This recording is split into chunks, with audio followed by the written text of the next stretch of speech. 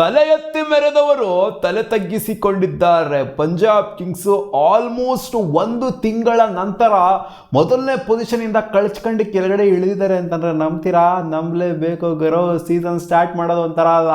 Season start ಅದ್ದೂರಿಯಾಗಿ ಎಲ್ಲರೂ ಮಾಡ್ತಾರೆ, ಒಂದು ತಿಂಗಳು ಟಾಪ್ ಆಫ್ ದ ಟೇಬಲ್ ಎಲ್ಲರೂ ಇರ್ತಾರೆ. But at the end of the day points table end ಆಗುವಂಥ ಟೈಮಲ್ಲಿ, ಲೀಗ್ ಸ್ಟೇಜ್ ಎಂಡ್ ಆಗುವಂಥ ಟೈಮಲ್ಲಿ ಯಾರ್ಯಾರು ಯಾವ ಪೊಸಿಷನ್ ಇರ್ತಾರೆ ಅನ್ನೋದು ಇಂಪಾರ್ಟೆಂಟು. ಸೀಸನ್ ಸ್ಟಾರ್ಟಿಂಗಲ್ಲಿ ಟಾಪ್ ಆಫ್ ದ ಟೇಬಲ್ ಇರೋದಿಲ್ಲ, ಅಥವಾ ಮಿಡ್ ಸೀಸನಲ್ಲಿ ಟಾಪ್ ಆಫ್ ದ ಟೇಬಲ್ ಇರೋದಿಲ್ಲ. ಎಂಡ್ ಯಾವ ಥರ ಮಾಡ್ತೀವಿ ಅನ್ನೋದು ಇಂಪಾರ್ಟೆಂಟು. ಹ್ಯಾಟ್ರಿಕ್ ಸೋಲ್ ಆಗಿರೋದು ಪಂಜಾಬ್ ಕಿಂಗ್ಸಿಗೆ ಬಿಗ್ ಥಿಂಗ್ ಟು ವರಿ ಆಗಿದೆ. ಅವ್ರಿಗೆ ಒಂದು ಮ್ಯಾಚ್ ಸೋಲು. ಅವ್ರು ಹೇಳಿದರು ಶ್ರೇಯಸ್ ಅಯ್ಯರ್ ಎಲ್ಲ ಒಂದು ಮ್ಯಾಚ್ ಸೋತಿದ್ದೀವಿ ಅಷ್ಟೇ, ಈ ಸೋಲು ನಮಗೆ ಸಿಕ್ಕಾಪಟ್ಟೆ ಕಲಿಸುತ್ತೆ ಅಂತ ಹೇಳಿದ್ರು. ಫಸ್ಟ್ ಮ್ಯಾಚ್ ಸೋಲ್ತಿದ್ದಂಗೆ, ಸೆಕೆಂಡ್ ಮ್ಯಾಚ್ನ ಸೋಲ್ತಿದ್ದಂಗೆ ಇಲ್ಲ ಗುರು, ನಾವು ಪಾಯಿಂಟ್ಸ್ ಟೇಬಲ್ ಮೇಲ್ಗಡೆ ಇದ್ದೀವಿ, ಪಾಯಿಂಟ್ಸ್ ಟೇಬಲ್ ನಮಗೆ ಸ್ಟ್ರೆಂತು ನೋಡ್ಕೊಂಡು ಪಕ್ಕ ಕಮ್ ಬ್ಯಾಕ್ ಮಾಡ್ತೀವಿ ಅಂತ ಹೇಳಿದ್ರು. ಮೂರನೇ ಮ್ಯಾಚ್ ಸೋತಾದ ನಂತರ ಏನು ಹೇಳ್ತಾರೆ ಅಂತ ಗೊತ್ತಿಲ್ಲ. ನಾನು ಜಸ್ಟ್ ವೆಯ್ಟ್ ಮಾಡ್ತೆ ಕೂಪರ್ ಕೊಹ್ಲಿ ಅವರ ಸೆಂಚುರಿಗೋಸ್ಕರ ನಾನು ವೆಯ್ಟ್ ಮಾಡ್ತಾ ಇದ್ದೆ ಅಷ್ಟೇ. ಇವಾಗ ಮ್ಯಾಚ್ ಸೋತಾದ್ಮೇಲೆ ಏನು ಸ್ಟೇಟ್ಮೆಂಟ್ ಪಾಸ್ ಮಾಡಿದ್ರು ಶ್ರೇಯಸ್ ಅಯ್ಯರ್ ಅಂತ ಕಾದು ನೋಡಬೇಕು. ನನ್ನ ಪ್ರಕಾರ ಸಿಂಪಲಾಗಿ ಏನು ಗೊತ್ತಾ, ಕ್ಯಾಚ್ ಡ್ರಾಪ್ ಮಾಡಿಬಿಟ್ಟಿದ್ದಾರೆ, ಮ್ಯಾಚ್ ಡ್ರಾಪ್ ಮಾಡಿಬಿಟ್ಟಿದ್ದಾರೆ ಅಷ್ಟೇ, ಸಿಂಪಲ್. ಇವರು ಕ್ಯಾಚ್ ಡ್ರಾಪ್ನ ಮಾಡ್ತಿದ್ದಾಗ ಮ್ಯಾಚ್ನ ಗೆಲ್ತಾ ಇದ್ರಲ್ಲ, ಅವಾಗ ಕ್ಯಾಚ್ ಡ್ರಾಪು ಕಾಮಿಡಿಯಾಗಿ ಕಾಣಿಸ್ತಾ ಇತ್ತು. ಪಂಜಾಬ್ ಕಿಂಗ್ಸ್ಗೆ ಎಷ್ಟು ಕ್ಯಾಚ್ ಡ್ರಾಪ್ ಮಾಡಿದ್ದಾರೆ ಗುರು. ಟೋಟಲಾಗಿ ಒಂದು ಟೂರ್ನಮೆಂಟಲ್ಲಿ 17-18 ಕ್ಯಾಚ್ ಡ್ರಾಪ್ ಮಾಡಿದ್ದಾರೆ. ಬಟ್ ಆದರೂ ಮ್ಯಾಚ್ನ ಗೆಲ್ತಾ ಇದ್ರು. ಬಟ್ ಈಗ ಕ್ಯಾಚ್ ಡ್ರಾಪ್ ಹೋಗ್ಬಿಟ್ಟು ಮ್ಯಾಚ್ನ ಸೋತಿದ್ದಾರೆ. ಶಶಾಂಕ್ ಸಿಂಗ್ ಕ್ಯಾಚ್ ಡ್ರಾಪ್ ಮಾಡಿದ್ರು, ಕೂಪರ್ ಕೊಹ್ಲಿ ಕ್ಯಾಚ್ ಡ್ರಾಪ್ ಮಾಡಿದ್ರು, ಈ ಕಡೆ ಫರ್ಗ್ಯೂಸನ್ ಕ್ಯಾಚ್ ಡ್ರಾಪ್ ಮಾಡಿದ್ರು. ಎಂಥ ಕ್ರೂಷಿಯಲ್ ಕ್ಯಾಚ್ ಗುರು. ಎಷ್ಟು ಆಪರ್ಚುನಿಟಿ ಕೊಟ್ಟರು ಅಂದರೆ ಕಿಶಾನ್ಗೆ 3 ಆಪರ್ಚುನಿಟಿ ಕೊಟ್ಬಿಟ್ರು. ಆ ಒಂದು ಸ್ಟಂಪಿಂಗ್ ಆಪರ್ಚುನಿಟಿ ಒಂದು ಅದನ್ನು ಲೆಕ್ಕ ಹಾಕೊಂತಂದರೆ 3 ಆಪರ್ಚುನಿಟಿ ಕೊಟ್ಟಿದ್ದಾರೆ. ಇಲ್ಲ ಅಂದರೆ ಬೇಗನೆ 9 ರನ್ಗೆ ಔಟ್ ಆಗಬೇಕಾಗಿತ್ತು ಕಿಶಾನ್. ಅವರು ಹೊಡಿದ್ರೆ 50 ಹೊಡಿತಾರೆ. ಸಖತ್ತಾಗಿ ಆಡಿದ್ರು ಕಿಶಾನು. ಫುಲ್ 12 ತೊಗೊಂಡ್ಬಿಟ್ರು ಹಂಗೇನೆ. ಅಲ್ಲಿ ಮಾರ್ಕೋ ಆ್ಯನ್ಸನ್ಗೆ ಹುಚ್ಚನಾಗಿ ಹೊಡೆದಂಗೆ ಹೊಡಿತಾರೆ. ಮಾರ್ಕೋ ಆ್ಯನ್ಸನ್ ಎಷ್ಟು 61 ರನ್ ಹೊಡ್ಸ್ಕೊಂಡಿರೋದು ಇವತ್ತು, ಮಾರಕವಾಗಿ ಹೊಡ್ಸ್ಕೊಂಡ್ಬಿಟ್ಟಿದ್ರು ಇವತ್ತು. ವಿಜಯ್ ಕುಮಾರ್ ವೈಶಾಖ್ ಫುಲ್ 12 ತೊಗೊಂಡ್ಬಿಟ್ರು ಅವ್ರಿಗೂ ಕೂಡ. ಅವ್ರಿಗೂ 54 ರನ್ ಹೊಡೆದಿದ್ದಾರೆ. ಯಾರು ಕಾಸ್ಟ್ಲಿ ಆಗಿದ್ದಾರೆ? ಎಲ್ಲರೂ ಕಾಸ್ಟ್ಲಿ ಆಗಿದ್ದಾರೆ. ಹಂಗೆ ನೋಡೋಕೆ ಹೋದ್ರು ಎಲ್ಲರೂ 10 ಮೇಲೇ ಇದೆ ಎಕಾನಮಿ. ಚಾಲಣ್ಣ ಮಾತ್ರ ಡೀಸೆಂಟಾಗಿ ಒಂದು ಸ್ವಲ್ಪ ಬೌಲಿಂಗ್ ಮಾಡೋ ಪಾಪ, ಅಯ್ಯೋ ಪಾಪ ಅಂತ ಅನ್ನಿಸ್ಬಿಡ್ತು. ಚಾಲಣ್ಣ ಮಾಡ್ತಿದ್ದು ಬೌಲಿಂಗ್ನ ನೋಡ್ತು ಅಂತಂದರೆ. ಸ್ಟಂಪ್ ಹೊಡಿದ್ರೆ ಸ್ಟಂಪ್ ಹೊಡಿತಾ ಇಲ್ಲ, ಈ ಕಡೆಯಿಂದ ನೋಡ್ತಾರೆ ಕ್ಯಾಚ್ ಹಿಡಿದ್ರೆ ಕ್ಯಾಚ್ ಹಿಡಿತಾ ಇಲ್ಲ ಅಲ್ಲಿ. ಅಲ್ಲ ಇವತ್ತು ನೋಡಿ ಸ್ಕ್ವೇರ್ ಲೆಗಲ್ಲಿ 2 ಕ್ಯಾಚ್ ಹೋಗಿದೆ, 2 ಕ್ಯಾಚನ್ನು ಕೂಡ ಬಿಟ್ಟಿದ್ರು ಕಿಶಾನ್ದನೇ. 2 ಕ್ಯಾಚನ್ನು ಕೂಡ ಅಲ್ಲೇ ಹೋಗಿದೆ. ಈ ಕಡೆ ನೋಡ್ತಂದ್ರೆ ಅವ್ರದ್ದು ಕೂಡ ಸ್ಕ್ವೇರ್ ಲೆಗೇ ಹೋಗಿದ್ದು. ಕ್ಲಾಸ್ ಇವತ್ತು ನೋಡಿ 3 ಕ್ಯಾಚ್ ಬಿಟ್ಟಿದ್ದಾರೆ ಸ್ಕ್ವೇರ್ ಲೆಗ್ ರೀಜನಲ್ಲಿ ಪಂಜಾಬ್ ಕಿಂಗ್ಸ್ ಅವರು. ಶಶಾಂಕ್ ಸಿಂಗ್ ಕ್ಯಾಚ್ ಹಿಡಿದಿರೋದೇ ನೋಡಿಲ್ಲ ಈ ಟೂರ್ನಮೆಂಟಲ್ಲಿ. ನಾನು ಬರೀ ಕ್ಯಾಚ್ನ ಬಿಡೋದೇ ಆಗೋಗ್ಬಿಟ್ಟೈತೆ. ಏನು ಕ್ಯಾಚ್ನ ಬಿಡದೆ ಟ್ರೈನಿಂಗ್ ತಗೊಂತಾರೆ ಅಂತ ಕಾಣಿಸುತ್ತೆ ಶಶಾಂಕ್ ಸಿಂಗು. ಹೆಂಗೆ ಬಿಡೋಣ ಕ್ಯಾಚು ಅಂತ ಹಿಡಿಯೋದು ಟ್ರೈನಿಂಗ್ ತಗೊಳ್ಳಲ್ಲ ಅಂತದೆ, ಬಿಡೋದೇ ಟ್ರೈನಿಂಗ್ ಅವರಿಗೆ. 17 ಕ್ಯಾಚನ್ನು ಬಿಟ್ಟಿದ್ರೆ ಪಂಜಾಬ್ ಕಿಂಗ್ಸ್ ಅವರು ಈ ಸೀಸನಲ್ಲಿ. ಇದರಲ್ಲಿ 7 ಕ್ಯಾಚ್ ಇವರೇ ಬಿಟ್ಟಿದ್ದಾರೆ ಅಂತ ಕಾಣಿಸುತ್ತೆ. 17 ಕ್ಯಾಚಲ್ಲಿ ಶಶಾಂಕ್ ಸಿಂಗೇ ಬಿಟ್ಟಿದ್ದಾರೆ ಅಂತ ಕಾಣಿಸುತ್ತೆ. ಸೊ ನಿಜವಾಗ್ಲೂ ಅದೇ ಹೇಳಿದ್ನಲ್ಲ, ಕಾಮಿಡಿಯಾಗಿ ಕಾಣಿಸ್ತಿತ್ತು. ಕ್ಯಾಚ್ ಡ್ರಾಪ್ ಮಾಡಿಬಿಟ್ಟು ಮ್ಯಾಚ್ನ ಗೆಲ್ತಾ ಇದ್ರಲ್ಲ ಅವಾಗ. ಬಟ್ ಇವಾಗ ಸಿವಿಯರಾಗಿ ಕಾಣಿಸ್ತಿದೆ. ಫೀಲ್ಡಿಂಗ್ ಸಿಕ್ಕಾಪಟ್ಟೆ ಇಂಪ್ರೂವ್ ಮಾಡ್ಕೊಳ್ಳೇಬೇಕು. ಹೌದು ಇವರು ಬಿಟ್ಟಿರೋ ಕ್ಯಾಚ್ನ ಇಲ್ಲ ಅಂತಲ್ಲ, ಬಟ್ ಇವ್ರು ಈಸಿ ಕ್ಯಾಚ್ನ, ಸಿಟ್ರ್ ಕ್ಯಾಚ್ಗಳನ್ನ ಬಿಡ್ತಾ ಇದ್ದಾರೆ ಪಂಜಾಬ್ ಕಿಂಗ್ಸ್ ಅವರು. ಆರಾಮಾಗಿ ಹಿಡ್ಕೊಳ್ಳೋವಂಥ ಕ್ಯಾಚ್ಗಳನ್ನ ಬಿಡ್ತಾ ಇದ್ದಾರೆ. ಇವರು ಡಿಫಿಕಲ್ಟ್ ಆಗಿರುವಂಥ ಕ್ಯಾಚ್ಗಳನ್ನ ಬಿಟ್ಟರು, ಬಟ್ ಇವರು ಈಸಿ ಆಗಿರುವಂಥ ಕ್ಯಾಚ್ಗಳನ್ನ ಬಿಡ್ತಾ ಇದ್ದಾರೆ. ಏನು ಸ್ಟಾರ್ಟ್ ಮಾಡಿದ್ದು ಪವರ್ ಪ್ಲೇಲಿ ಅಭಿಷೇಕ್ ಶರ್ಮಾ ಸಖತ್ತಾಗಿ ಸ್ಟಾರ್ಟ್ ಮಾಡಿದ್ರು. ಇವರು ಉದ್ದುದ 6ನ ಹೊಡಿತು ಅಂತಂದರೆ, ಇವರು ಟ್ರಾವೆಸ್ ಹೆಡ್ ಫ್ಲಾಟ್ ಆಗಿನ 6ನ ಹೊಡ್ಬಿಟ್ರು. ಪೋಪ್ಲಲ್ಲಿ ಸಖತ್ತಾಗಿ ಆಡಿದ್ರು, ಸಖತ್ ಸ್ಟಾರ್ಟ್ನ ಕೊಟ್ಟರು.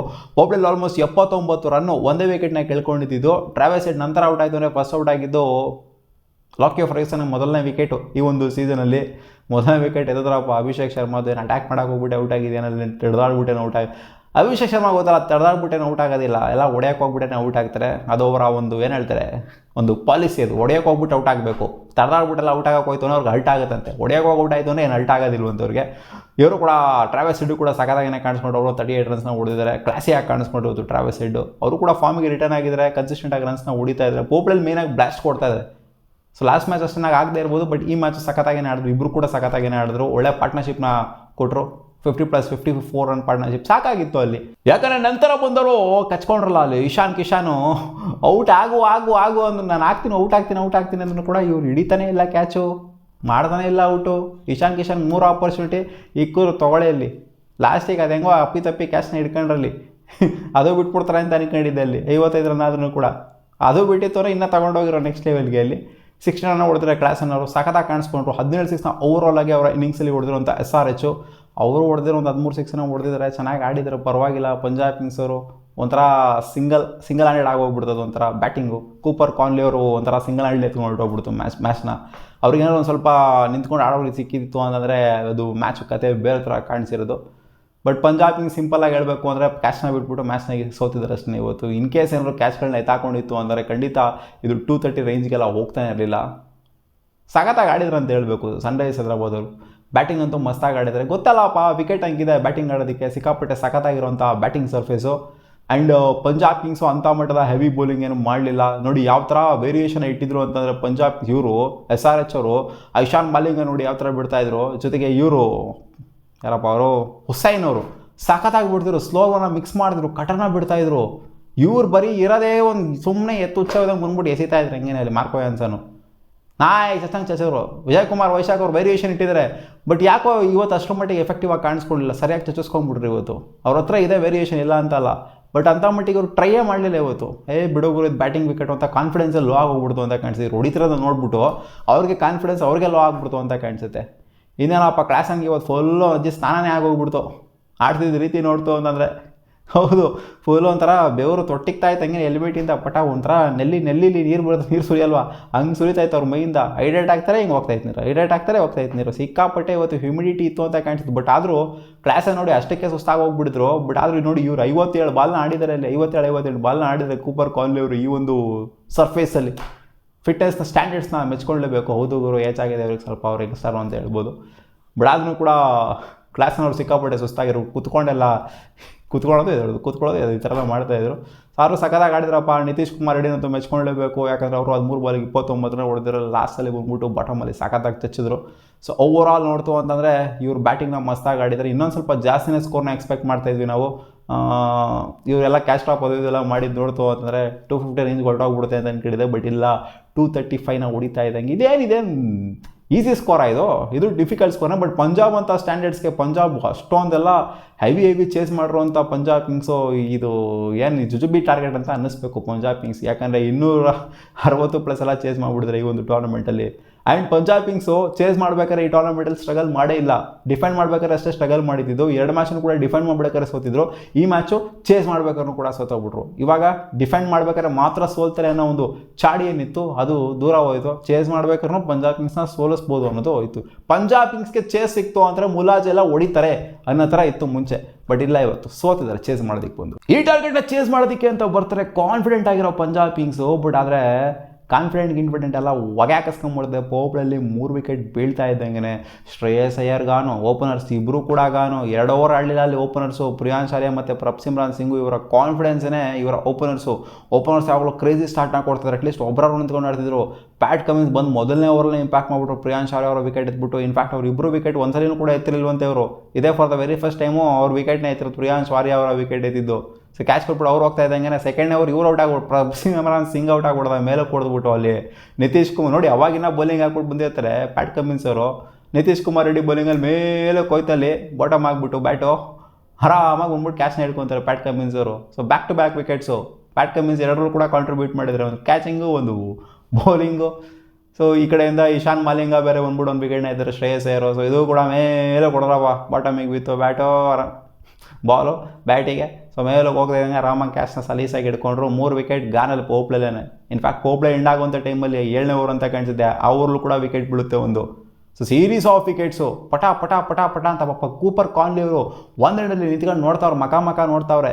ಸೀರೀಸ್ ಆಫ್ ವಿಕೆಟ್ಸು ಅಲ್ಲಿ ಬರ್ತಾಯಿದೆ, ಬಂದಾಪುಟ ಅಂತ 4 ವಿಕೆಟ್ ಆನ್ ಎ ಫ್ಲೋ. ಸ್ವಲ್ಪ ಅಲ್ಲಿ ನಿಂತ್ಕೊಂಡು ಆಡಿದ್ರೆ ಮಾರ್ಕಸ್ ಸ್ಟಾಯ್ನಿಸ್ ಕೂಪರ್ ಕಾನ್ಲಿ ಅವ್ರ ಜೊತೆಗೆ ಚೆನ್ನಾಗಿ ಆಡಿದ್ರು ಅಂತ ಹೇಳಬೇಕು. 20+ ಹೊಡೆದಿದ್ದಾರೆ.